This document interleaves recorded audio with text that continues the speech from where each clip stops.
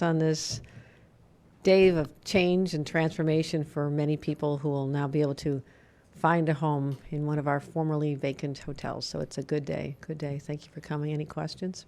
Governor, question to follow up, if I may.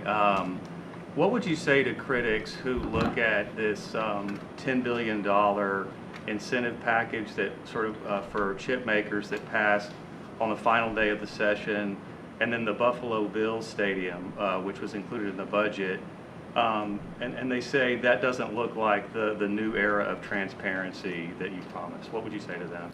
I would say, especially, we're talking about incentivizing the semiconductor industry to come to New York State.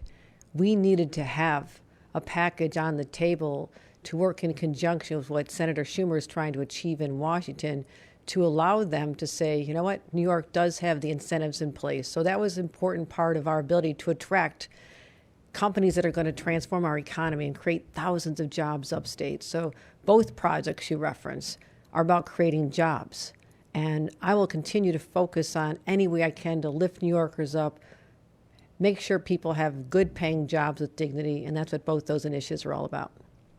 Why not a public hearing? Why not have a public hearing on that? On the chips? Well, both of them. I mean, the chips thing, for example, it was the very last day of the session, and that's $10 billion, kind of a lot of money for just one day to come out without a hearing. Well, it's tax credits. It's not an appropriation of $10 billion. It's tax credits that go into play when the jobs are created. That's how we incentivize in the state of New York. There's not a chunk of money.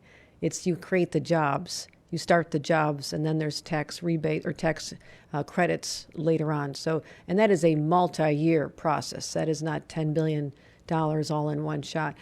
That was tied to what's going on in Washington. We are told that in order for companies that we're looking at very seriously, they wanted to know that the state was also going to have skin in the game, as well as complementing what the federal government's doing. So we took the opportunity to use this as a budget tool instead of waiting until next year. But it was closely tied to what's happening in Washington.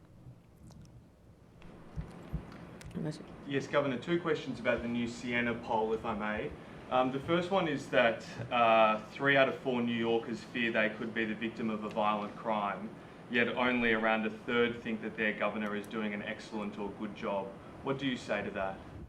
Well, yesterday, literally 24 hours ago, we signed a nation-leading, historic violence prevention package that New Yorkers are just learning about.